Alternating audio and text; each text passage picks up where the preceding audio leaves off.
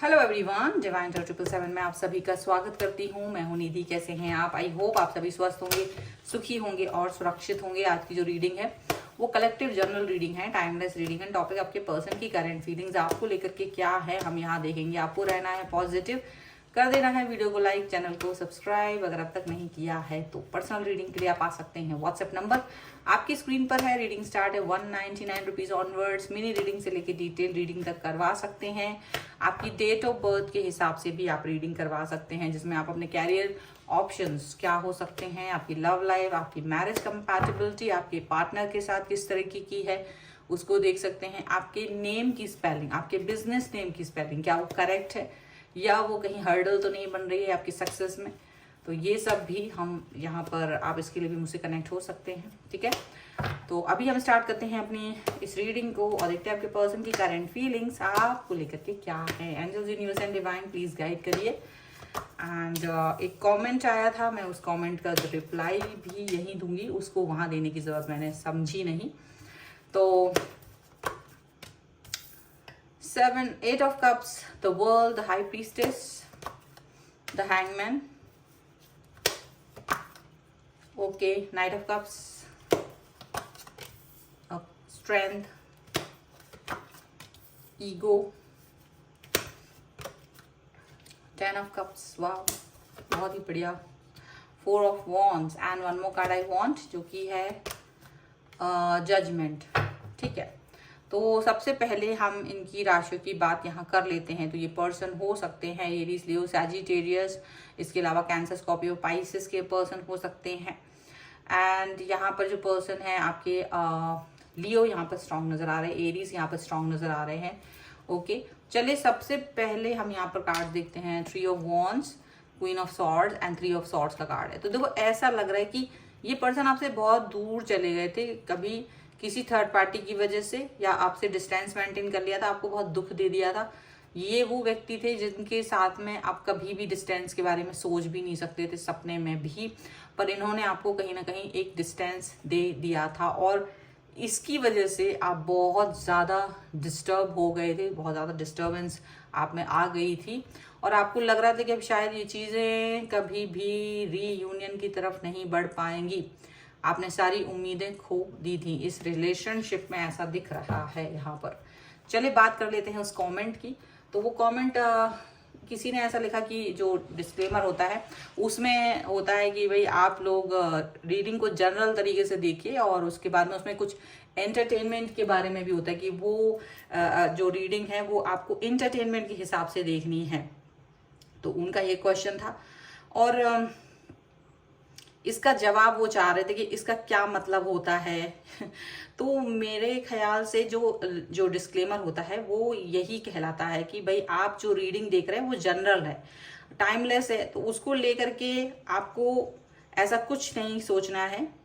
ये वो कोई ये क्वेश्चन था उनका। तो आपको सिर्फ एंटरटेनमेंट, शायद उनका प्रॉब्लम था कि एंटरटेनमेंट का मतलब क्या है, एंटरटेनमेंट के मतलब से देखना है अगर, तो उसका क्या मतलब है। सीधी सी बात है, आपके मतलब की वो रीडिंग है, अगर उसमें आपके लिए कोई मैसेज है तो वो आपके लिए है और आपको उसको अपने हिसाब से देखना है। लेकिन इन केस अगर आपको लगता है कि ये रीडिंग मेरे हिसाब से नहीं है बट आप फिर भी उसको देखना चाहते हैं, तो फिर उसे आप एक एंटरटेनमेंट की तरह ही देखिए। जैसे आप मूवी देखते हैं, ड्रामा देखते हैं या अपने अड़ोस पड़ोस के लोगों की लड़ाई देखते हैं। तो जस्ट लाइक दैट आपको देखना है। ओके, आई होप आपको जवाब मिल गया होगा। करना परम शायद ये नाम है, मैं इनका नाम समझ नहीं पा रही हूँ, कोई ईमेल एड्रेस से लिखा है।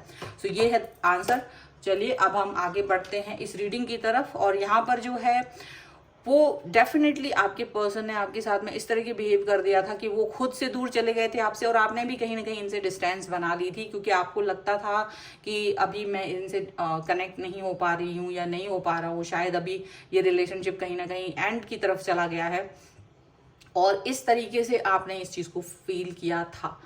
लेकिन आपको शायद, मुझे लग रहा है यहाँ पे बहुत सारे लोग ऐसे हैं जो वो सोच चुके थे कि ये रिश्ते में अभी बहुत ईगो है इस पर्सन के अंदर, बहुत ज्यादा ईगोइस्टिक ये पर्सन है और इसकी ईगो की वजह से ही रिलेशनशिप खराब हुआ है। जबकि आप इस रिलेशन में आके आपने ईगो आपके अंदर भी है, ऐसा नहीं कि आप ईगो नहीं है, आपके अंदर गुस्सा नहीं है, नाराजगी नहीं होती है, होती है, बट आप शायद इस रिश्ते में आ गए थे तो आपने इस पर्सन को छोड़ करके बाकी दुनिया के हर इंसान के साथ आप ईगो दिखाते थे, एटीट्यूड दिखाते थे, लेकिन इनके लिए आप अपना एटीट्यूड, ईगो, ये सभी चीजें एक कॉर्नर में रख दी थी।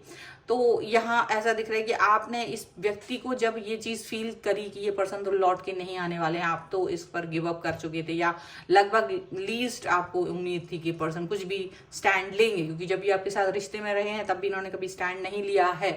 लेकिन जो आज की सिचुएशन है, आज की सिनेरियो है, वो क्या दिखता है, ये जो पर्सन है जब आपसे ये डिस्टेंस में गए, जब हो सकता है ये डिस्टेंस में गए हैं, उसके बाद इनको एक रियलाइजेशन हुआ है कि इन्होंने आपको हर्ट किया है।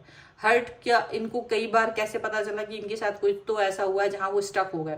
कई बार ऐसा हुआ ये आपके बारे में सोचने लगते थे, कई बार ऐसा हुआ ये सिर्फ ये फील कर पाते थे कि ऐसा क्यों हो रहा है मेरे साथ, क्यों मैं आपके लिए बार बार सोच रहा हूँ, क्यों मैं आपके लिए बार बार सोच रही हूँ, ऐसा सोचते थे वो।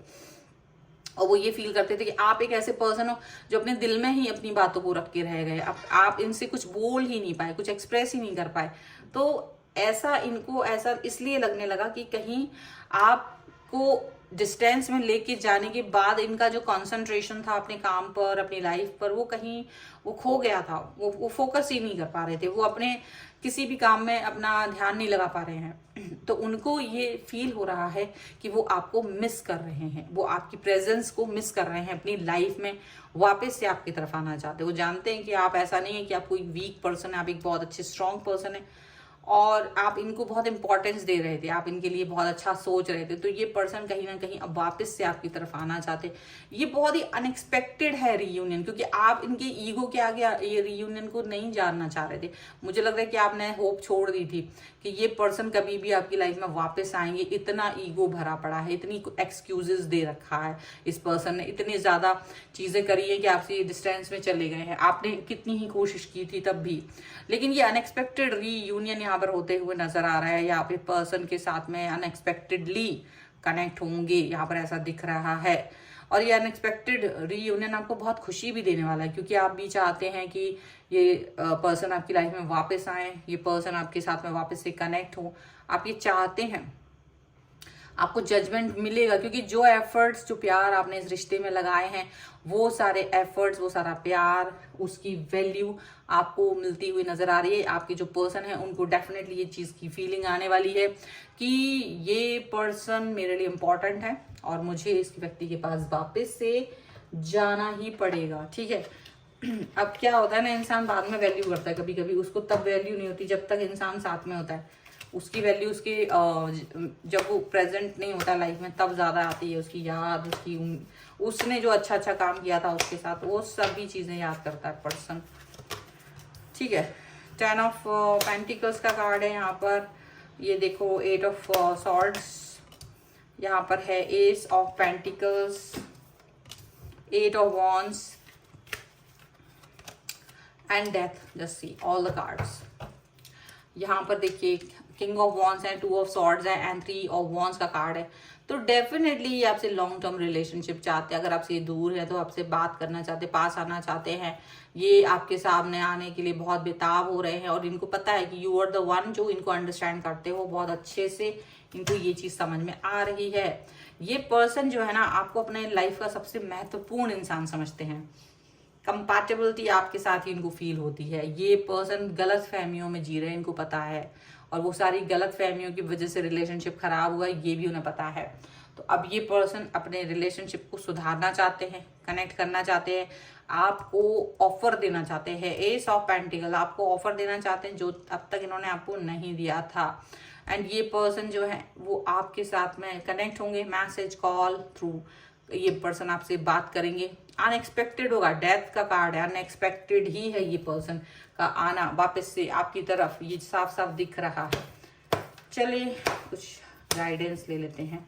यहाँ तो पूरा मैनिफेस्टेशन लग रहा है मुझे कि आप मैनिफेस्ट बहुत किया है आपने और इसीलिए ये पर्सन आपकी तरफ वापस आ रहे हैं। एंड पावर है, फ्रूशन है, सरेंडर का कार्ड है। डेफिनेटली ये पावर आपके प्यार का है, ये पावर आपके जो आपने इस व्यक्ति को बहुत कनेक्शन दे रखा है उसका है। फ्रूशन का कार्ड है, मतलब आप जैसे थे वैसे ही रहे, बदले नहीं, इसलिए ये पर्सन आपकी तरफ वापस आ रहे हैं। सरेंडर कर दिया है इन्होंने आपके लिए यूनिवर्स के सामने कि मुझे ये पर्सन वापस दिला दो एनी हाउ, कैसे भी करके। अपनी गलतियों को मान रहे हैं, अपनी पुरानी बातों को मान रहे हैं, तो ये बहुत कुछ ऐसा सोच रहे हैं और सही दिशा में चलने की कोशिश कर रहे हैं। यहाँ पर ऐसा साफ साफ दिखाई दे रहा है। सो ये है आपके लिए रीडिंग। अगर आप इस पर क्लेम करना चाहते हैं, वीडियो को लाइक कर दीजिए, चैनल सब्सक्राइब कर लीजिएगा और लिख दीजिए अनएक्सपेक्टेड रीयूनियन या रीयूनियन 1111। आप पर्सनल रीडिंग चाहते हैं, व्हाट्सएप नंबर आपकी स्क्रीन पर है। रीडिंग स्टार्ट होती है 199 रुपीज़ ऑनवर्ड्स। मिनी रीडिंग से लेके डिटेल रीडिंग तक करवा सकते हैं। इसके अलावा आप अपना डेट ऑफ बर्थ के हिसाब से भी रीडिंग को देख सकते हैं। आप अपने career options, love life, marriage compatibility देख सकते हैं। आपकी नेम की स्पेलिंग, आपके बिजनेस नेम की स्पेलिंग क्या वो करेक्ट है या उसमें नेम को चेंज करने की जरूरत है, उसके लिए भी आप मुझसे कनेक्ट हो सकते हैं।